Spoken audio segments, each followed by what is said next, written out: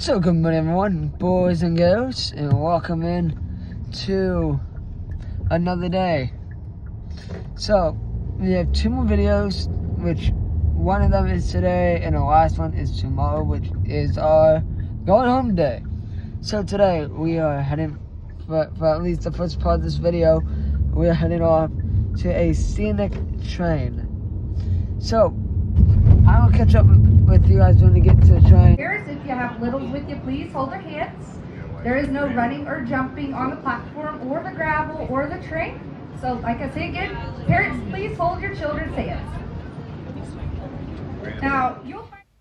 So I've made it onto the train, and we have just about 5 minutes before we are about to go. So I will catch up with you guys in about 5 minutes. And just on time, as the train was supposed to leave right at noon, and it left right at noon. So let's enjoy the ride.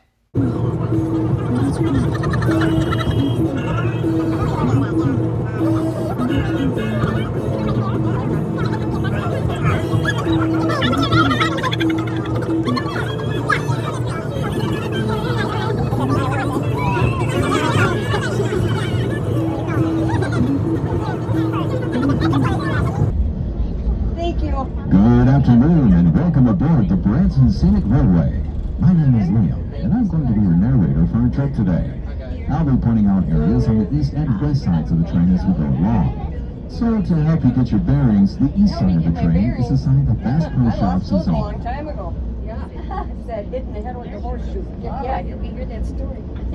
We want to remind you that there is no smoking or alcohol allowed on board. There are restrooms on board, and a concession car which serves cold drinks, chips, candy, and other selected snacks. Please ask your nearest train attendant for those details. Please use caution when moving through the cars, giving one hand for yourself and one hand on those handrails, as the train will rock side to side. There is no running on board, and please do not linger between the cars on the platforms, and watch your step. In the event of an emergency, we ask that you please remain seated and listen to our instructions. Fire extinguishers and first aid kits are available in each car. Please let any crew member know if you have any questions or need any support during the ride. Thank you, and welcome aboard the Branson Scenic Railway. Down on our southbound excursion today, and this is going to be the town of Hollister, Missouri. It was once known as the English Village of the Ozarks, due to its old English-style architecture, which you will see over on the east side of the train along historic Downing Street. And then over on the west side of the train, you will see the Hollister City Hall and the old Missouri Pacific Hollister Depot that was built here in 1910. Wow, so we're in our town.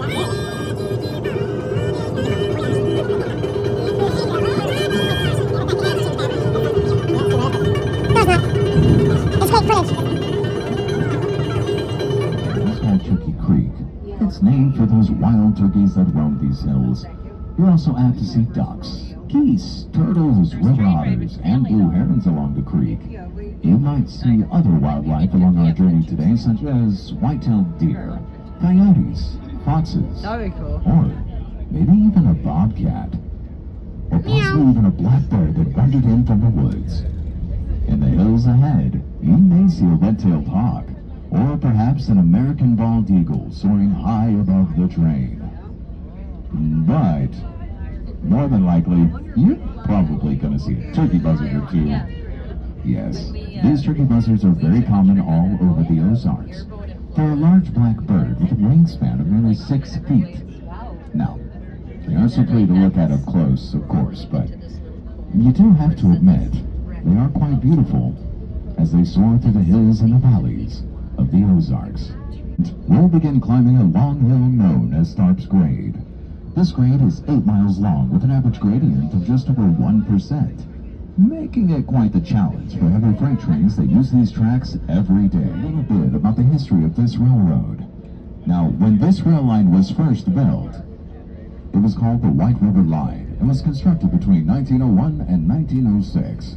It took more than 5,000 men and nearly $12.5 million to build the 239 miles of track between Carthage, Missouri and Newport, Arkansas. I had no idea. The building of this mountainous section was a major part of that project. The men had to tunnel through 5 different mountains and build 284 wooden trestles crossing the valleys. They also built more than a dozen high bridges crossing these Ozark rivers and streams. So the cost of building these mountainous sections was around $100,000 per rail mile. Wow. Which is about 4 to 6 times the cost to build the other sections, certainly making this a first-class railroad.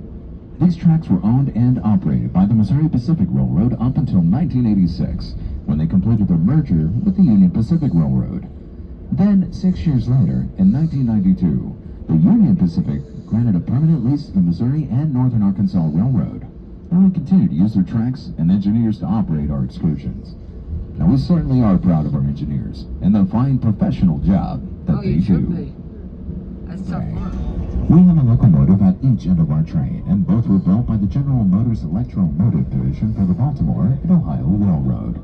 All of our vintage passenger cars were built by the Budd Company of Pennsylvania in the 1930s, 40s, and 50s, and all are owned by the Branson Scenic Railway today. The locomotive at the front of our train and in our current direction of travel, and that's going to be our locomotive number 99. It's a 1963 model GP30M with 16 cylinders, producing 2,000 horsepower and weighing in at a whopping 300,000 pounds. It was rebuilt in 1982 and was used in the freight service for the B&O and CSX railroads until 1994. It was then purchased by the Branson Scenic Railway in 1995. We had it repainted in 1999 and appropriately renumbered it, our locomotive number 99. Right behind that is going to be our power car, which is being used to generate electricity for the lights and air conditioning on the train. And now, we have our first vintage rail car, and that's going to be the Silver Eagle.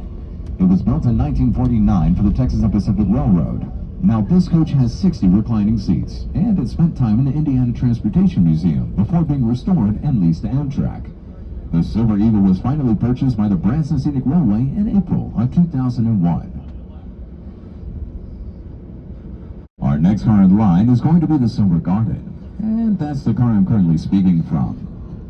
It's a dome buffet lounge car built for the Chicago, Burlington, and Quincy Railroad in 1952. It was part of the original order to equip the Kansas City and American Royal Zephyr trains for the CB&Q, and it worked on those trains until the birth of Amtrak in 1971. Now, that's when the majority of America's passenger services were turned over to Amtrak. I too could picture that. Next up is going to be one of our newest additions, and that's going to be the Silver Bell. This 48-seat dining car was built in 1949 for the Southern Railway, and it worked on their flagship passenger trains like the Crescent, Southerner, and the Tennessean. It later worked for Amtrak on the Southern Crescent before being purchased by the Branson Scenic Railway in 2019, after Amtrak had retired its heritage fleet. Next up is the Silver Terrace. It was built in 1952 as a Vista, Dome, Parlor, and Observation car for the Chicago, Burlington, and Quincy Railroad. It was built in the same order and operated on the same trains as the Silver Garden for almost 20 years before operating on Amtrak. It was later purchased by the Branson Scenic Railway in 1998 by a private owner. It was completely renovated and it joined our Ozark Zephyr fleet in December of 2001. And this is actually really interesting. Now we have the Silver Chef. This beautiful 48-seat dining car was built in 1956 for the Chicago, Burlington, and Quincy Railroad.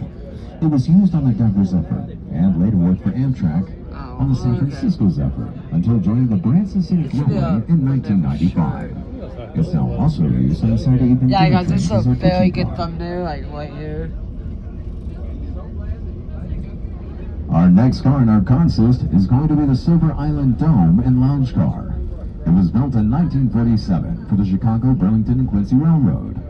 This dome car was delivered in a set for the Twin Cities Zephyr, And but yes, was after also this used I on am other going trains down for the CB&Q until the birth of Amtrak. to the snack item. And Sorry, finally, snack car. the locomotive at the other end of our train is going to be our locomotive number 98.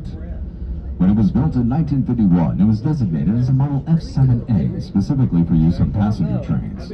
At that time, it had a 16-cylinder engine producing 1,500 horsepower and weighing in at 250,000 pounds. It'd be nice if it's like a In little 1981, it was sold to the Mark Commuter Service in Wouldn't that be Maryland, nice? where they had it rebuilt into a Model F928, bumping its total horsepower to 1,800. It then joined our Ozarks Ever fleet in 1995 and was again rebuilt in 1998, at which time it was appropriately renumbered Branson's famous locomotive, number 98. So the train, if you're sitting down, it should be around eye level, so it shouldn't be too hard to find. Although, if you do blink, you might miss it.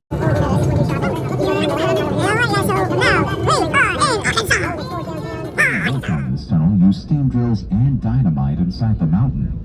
The crews worked from both ends, digging towards the metal while clearing about 5 to 10 feet of rock per day. But even after adding a night shift, it still took them nearly 2 years to complete the 3,485-foot-long crest tunnel. With a length approaching 2/3 of a mile, that makes it the longest tunnel in the state of Arkansas. And probably also the darkest. And this is cool. End of the tunnel. That's it. Right at the end of the tunnel.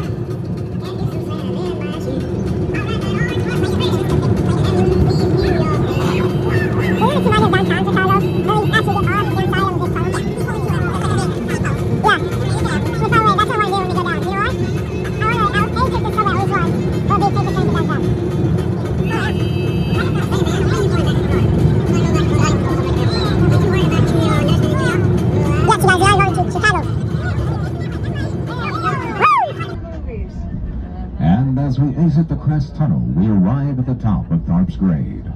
This area just outside the tunnel is called the Davis Curves. They are a series of S-shaped curves taking us around the side of this mountain and deeper into the heart of Arkansas. There also used to be a long side track over on the west side of the train called the Davis Siding. In the early 1980s, the Missouri Pacific Railroad blasted away the hillside to make room for this siding. Over a mile long, it provided room for coal trains to pass one another. However, when the Union Pacific Railroad took over in the early 1990s, they deemed the siding unnecessary and promptly removed it. Today, the only thing that remains of the Davis siding is the rock ballast showing where the tracks would have been.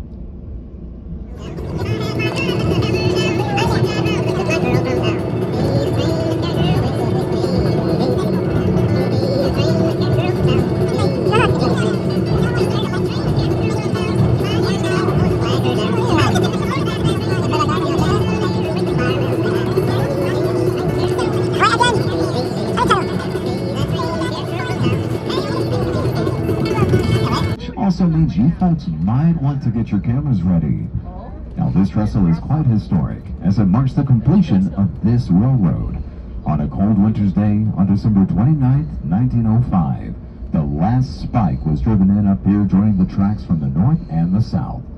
They had originally built it as a wooden trestle, but it was later rebuilt as a steel trestle nearly 100 years ago in 1933. And now you folks will soon be 113 feet high above the Little Walnut Creek.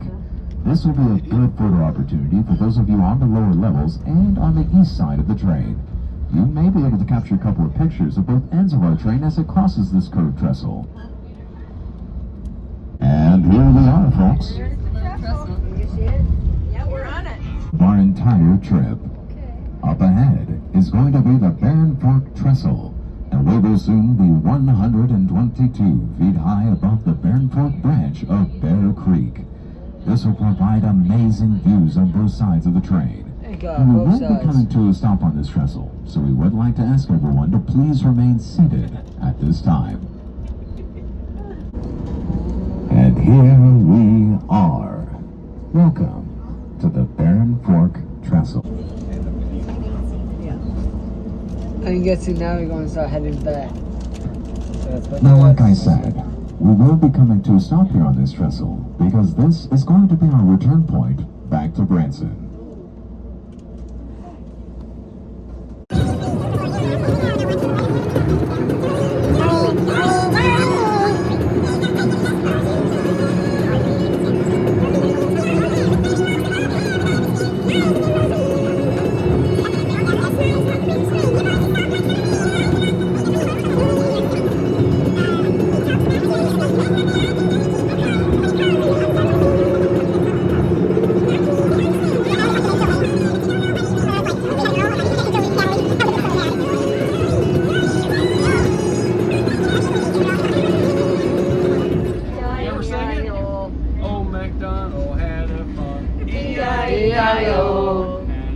farm, he had a cow. E-I-E-I-O. With a moo-moo here and a moo-moo there. Here, moo, there, moo, everywhere, moo-moo, all mankind. Have fun. E-I-E-I-O.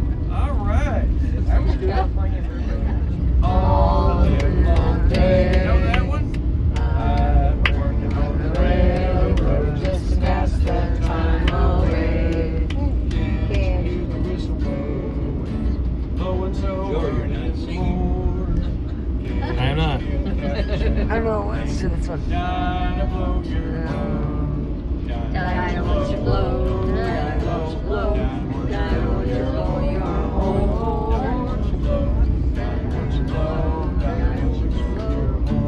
All right.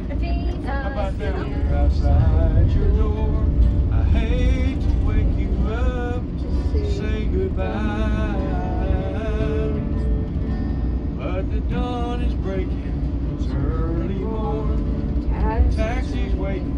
He's blowing his horn. Already, I'm so lonesome I could cry.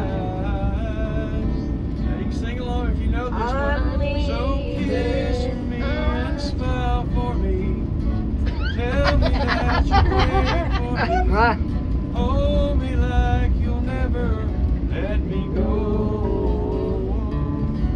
'Cause I'm leaving on the jet plane. Don't know when I'll be back again. Oh, babe, I hate to go. You waiting on me? Okay, give me about 2 hours, okay? I'm just teasing. I don't have that time. Just teasing. Alrighty. How about this one? Almost heaven, West Virginia, Blue Ridge Mountains, Shenandoah River. Life is old there, older than the trees, younger than the mountains, flowing like a breeze. Country road, Road, take me home there you to the place I belong. Pennsylvania, mountain mama, take me home. Country road. I hear her voice in the morning as she calls me. Radio reminds me of my home far away. Driving down the road, I get a feeling that I should have been home yesterday. Yesterday.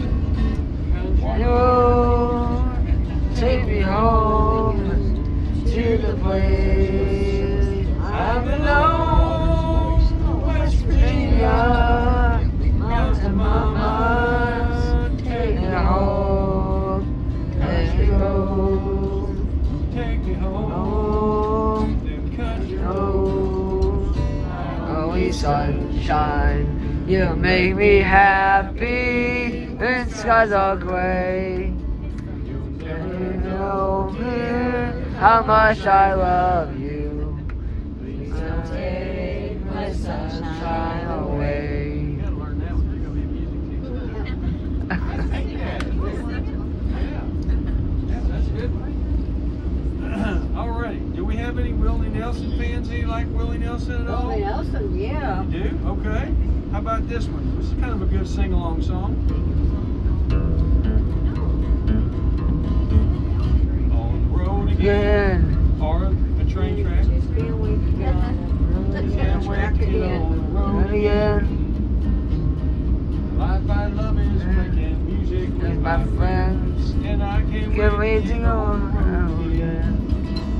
On The road again. Seeing places that I've never been. Making friends that I will never See see again. And I can't wait to get And on the the road road again. On The road again. Like a band of gypsies, we go down the highway. Highway. We're the best of friends. We like to do the things our way. Yes, our way. On the Road again. You can wait to go back on the road again. Life I love is making He's with my friends. Can't wait to go back on the road again.